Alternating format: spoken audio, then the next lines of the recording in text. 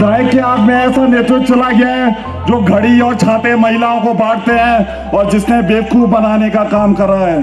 आज वो विधायक कहता तो फौजी होने का दावा है, लेकिन आज उसने केवल एक ही काम किया है, वो है हजारों करोड़ की संपत्ति इकट्ठे करने का काम किया है। मैंने नगर पालिका संचालन किया, बहुत प्रताड़ित मुझे किया गया, बहुत मजबूर मुझे किया गया, कई जांचें करी गई, लेकिन मैंने इनके आगे घुटने नहीं टेकी और मैं संघर्ष करता रहा इनके आगे। मेरे पे चुनाव लड़ने की रोक लगा दी, लेकिन चुनाव लड़ने की रोक के बावजूद हाईकोर्ट से स्टे लाया और जब इन्हें पता उसके हाथ में सीट दोबारा जारी है तो मेरी सीट महिला ओबीसी कर देती है और महिला ओबीसी होने के बाद ऐसी महिला अध्यक्ष मसूरी में बिठा देते हैं जो हमारे गरीबों का रोजगार लेने का काम कर रही है।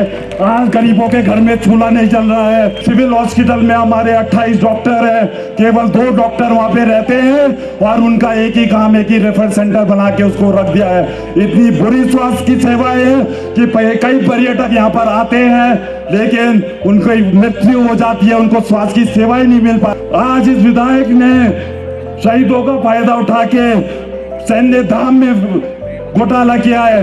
एक ऐसा सैन्य धाम जिसका उद्घाटन हमारे माननीय प्रधानमंत्री नहीं कर पा रहे हैं क्योंकि उसमें से भ्रष्टाचार की बू आ रही है। मसूरी की हालात इतने खराब हो चुके हैं कि जमुना पेयजल योजना के 100 करोड़ रुपए की जो लागत थी वो 150 करोड़ रुपए पे पहुंच गई, लेकिन उसकी डीपीआर में जो बनने वाले टैंक्स है वो आज तक नहीं बने।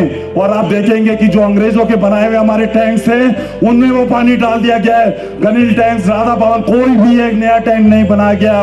एक वैली ब्रिज जो 8 महीने से टूटा हुआ है, लेकिन आज उसकी भी वैकल्पिक व्यवस्था 8 महीने बाद हो रही है।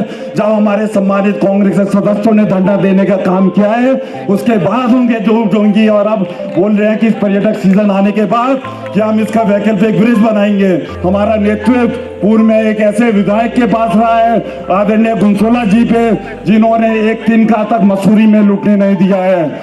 विधायक के हाथ में चला गया है जो केवल इस शहर को बेचने का काम कर रहा है।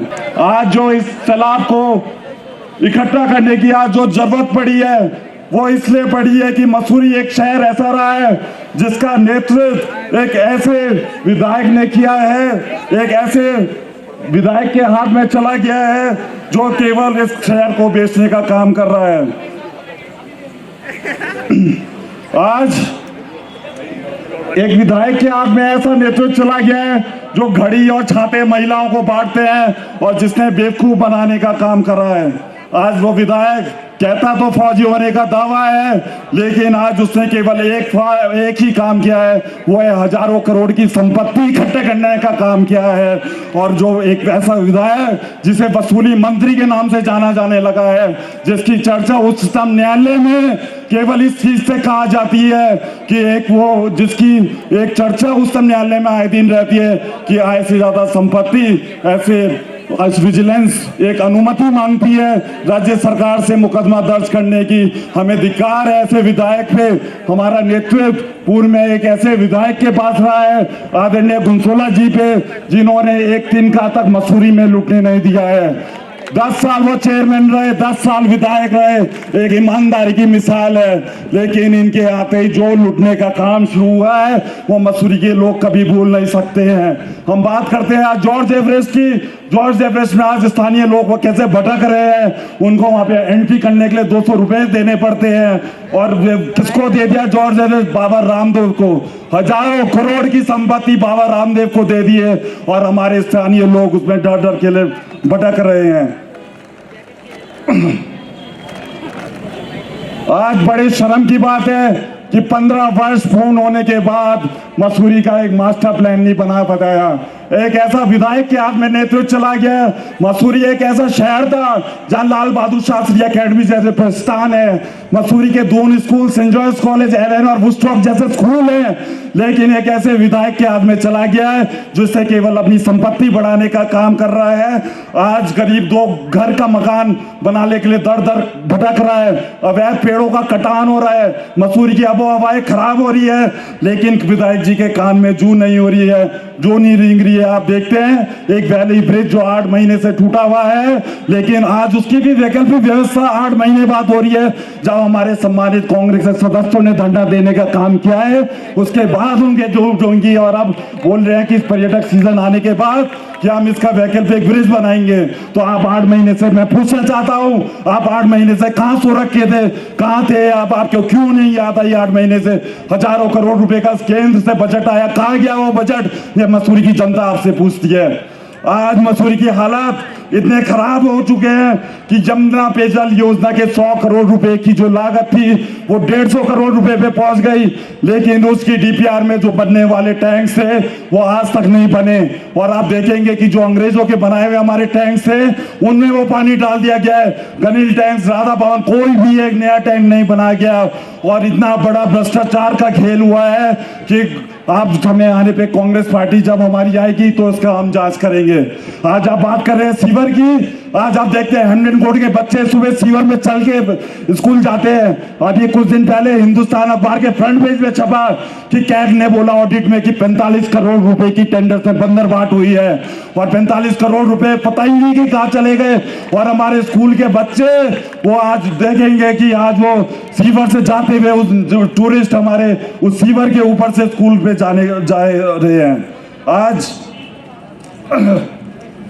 स्वास्थ्य की बात करें, बड़े बड़े वादे करते हैं कि सिविल हॉस्पिटल में हमारे 28 डॉक्टर हैं, केवल 2 डॉक्टर वहां पे रहते हैं, और उनका एक ही काम है कि रेफर सेंटर बना के उसको रख दिया है।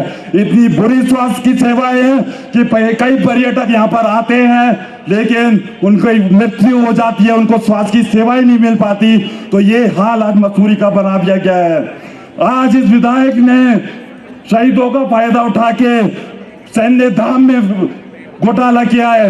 एक ऐसा सैन्य धाम जिसका उद्घाटन हमारे माननीय प्रधानमंत्री नहीं कर पा रहे हैं क्योंकि इसमें से भ्रष्टाचार की बू आ रही है।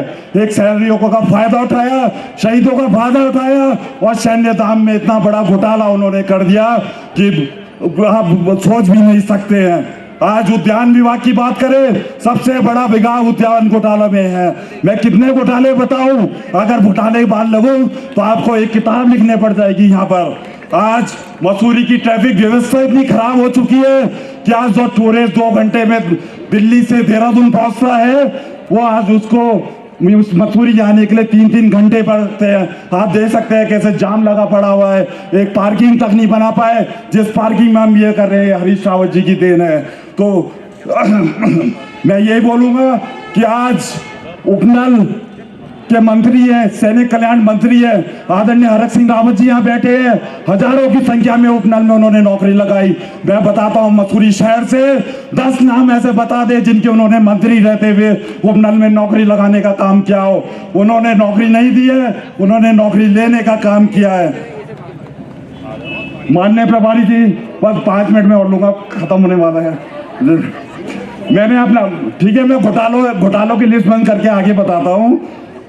मेरे द्वारा निर्दलीय के रूप 5 मिनट मेरे द्वारा निर्दलीय के रूप में 5 साल मैंने नगर पालिका संचालन किया।